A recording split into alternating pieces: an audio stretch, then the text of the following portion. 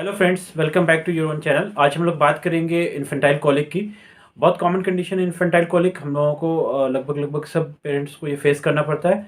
All तो ज़्यादातर में माइल्ड होता है और ये कंडीशन बेनाइंग है, लेकिन चूंकि बच्चा बहुत ज़्यादा रोता है और एक्सेसिव क्राई होती है और सडन क्राई होती है और बहुत ज़्यादा श्रिल क्राई होती है, तो इसकी वजह से वो बहुत परेशान हो जाते हैं।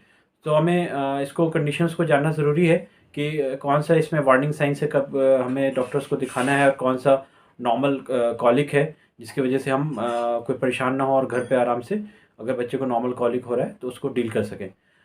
कॉलिक जो है हम लोगों ने बहुत कॉमन देखा होगा, बच्चे रात में जो है जागते हैं और बहुत ज़्यादा रोते हैं, सडन सब कुछ ठीक चल रहा होता है और रोने के बाद जो है सडन थोड़ी देर के बाद चुप भी हो जाते हैं, फिर थोड़ी देर बाद सडन बहुत एक्सेसिव हाई पिच शिल वर्ड तो नहीं यूज़ करना चाहिए, हाई पिच क्राई करते हैं।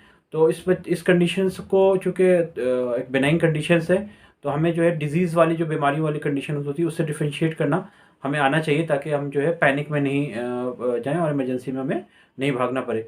जो इन्फेंटाइल कॉलिक होता है वो बेसिकली नॉर्मली 2 to 3 वीक्स के इन्फेंट से न्यूबॉर्न से शुरू हो जाता है और ये अप टू पीक जो होता है 6 वीक के आसपास होता है और 3 मंथ के बाद यूजुअली कम होना शुरू हो जाता है। इन्फेंटाइल कॉलिक कहते हैं जब कोई बच्चा 3 घंटे से ज़्यादा, हफ्ते में 3 दिन से ज़्यादा 3 हफ्ते के लिए रोए, तभी उसको इन्फेंटाइल कॉलिक कहते हैं। इन्फेंटाइल कॉलिक का ये डिफिनेशन अभी वर्ल्ड वाइड एक्सेप्टेड है।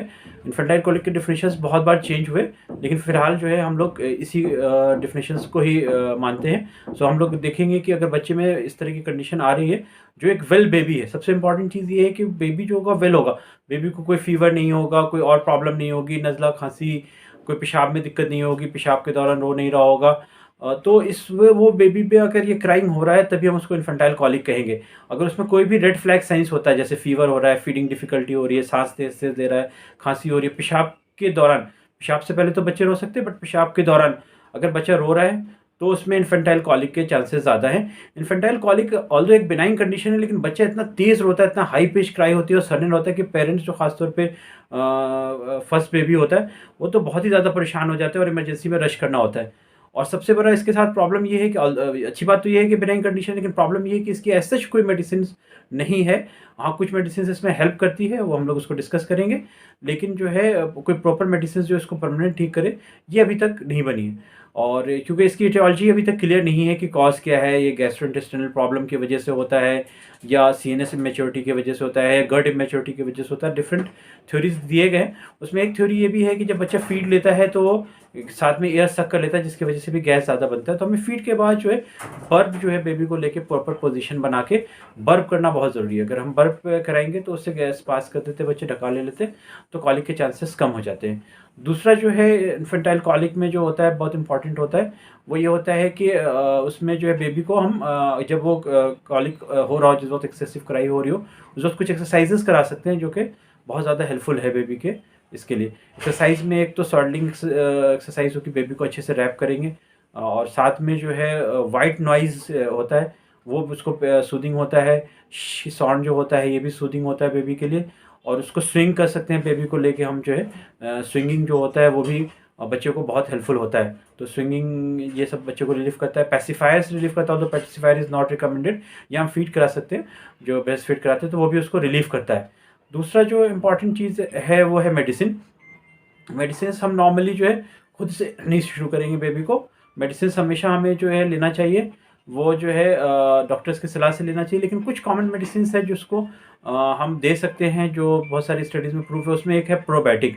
प्रोबायोटिक जो लैक्टोबैसिलस रोटरी प्रोबायोटिक है, वो जो है वो हेल्प करता है। वो आप डॉक्टर के कंसल्टेशन के बाद वो शुरू कर सकते हैं। दूसरा लैक्टेज डिफिशिएंसी की भी कुछ थ्योरीज आई हैं, तो लैक्टेज एंजाइम्स हैं, वो बेबी को हेल्प करता है।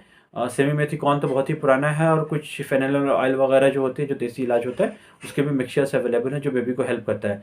लेकिन अगर एक्सेसिव क्राई है तो हम डाइसाइक्लोमिन कंसीडर कर सकते हैं डॉक्टर के मशवरे के साथ ही, क्योंकि डाइसाइक्लोमिन के अपने कुछ साइड इफ़ेक्ट्स हैं, तो बिना डॉक्टर के मशवरे के हम डाइसाइक्लोमिन नहीं देंगे। जो इम्पॉर्टेंट लेसन है आज का वो ये है कि it is a self limiting and benign condition, क्योंकि बहुत ज़्यादा बच्चा रोता है और पेरेंट्स को दिक्कत बहुत होती है। सो सबसे इम्पॉर्टेंट ये होता है कि पेरेंट्स इसको समझें कि ये कंडीशन बेनाइन है, बच्चे को मेरे कोई सीरियस प्रॉब्लम नहीं है। ऑल्दो अगर फर्स्ट टाइम कराई है तो विजिट ज़रूर करना चाहिए, क्योंकि कुछ कराई जो होती है वो बीमारियों की वजह से भी होती है।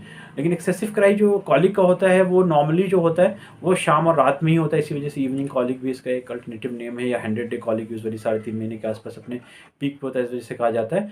और जो बीमारियों की वजह से होगा उसमें यूजुअली इसका डे का वेरिएशन नहीं होगा, और साथ में सिम्टम्स भी होंगे, रेड फ्लैग साइंस जो हम लोग पहले डिस्कस कर चुके हैं वो उसमें मिलेंगे। कॉलिक जो है वो नॉर्मली जो है लाइफ टाइम कोई प्रॉब्लम नहीं उसकी वजह से होती है, ऑल्दो कुछ थ्योरीज में कुछ प्रॉब्लम, गट प्रॉब्लम देखा गया है कि ज़्यादा है, बट अभी भी इसको प्रूव नहीं किया जाता है। तो अच्छी बात यह है कि कॉलिक की वजह से हमारे बच्चों को लॉन्ग टर्म में कोई ज़्यादा प्रॉब्लम नहीं होगी। और कॉलिक जो है मदर फीड और टॉप फीड दोनों में इक्वल होगा। ये नहीं हो कि मदर फीड बंद कर दे और टॉप फीड करा दे कि टॉप फीड की वजह से जो कॉलिक के चांसेस कम हो जाएंगे, ऐसा नहीं है। मदर फीड हम नहीं बंद करेंगे, mother feed is the best, और मदर फीड बल्कि उसको रिलीफ करेगा। और जब मदर इंटरेक्ट करेंगे उसको बेबी के साथ और वो कॉलिक को डील करेंगे तो उससे जो है उनके एंजाइटी भी कम होगी। सो बहुत इंपॉर्टेंट है कि हम इसको समझें, क्योंकि इसकी वजह से कभी कभी चाइल्ड अब्यूज़ भी हो जाता है।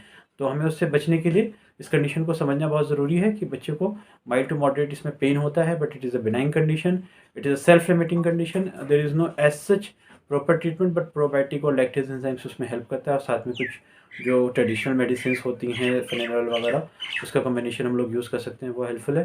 लेकिन जो सबसे इंपॉर्टेंट ये है कि अगर फर्स्ट टाइम बेबी क्राई करे तो हम बिना डॉक्टर के मशवरे के हम दवा ना शुरू करें, बल्कि पहले उससे कंफर्म कर लें कि ये कॉलिक ही है बच्चे को और कोई प्रॉब्लम नहीं हो रही है। और कभी भी अगर रेड फ्लैग साइंस आता है तो हम फ़ौरन डॉक्टर्स के पास जाएँ। Thank you friend.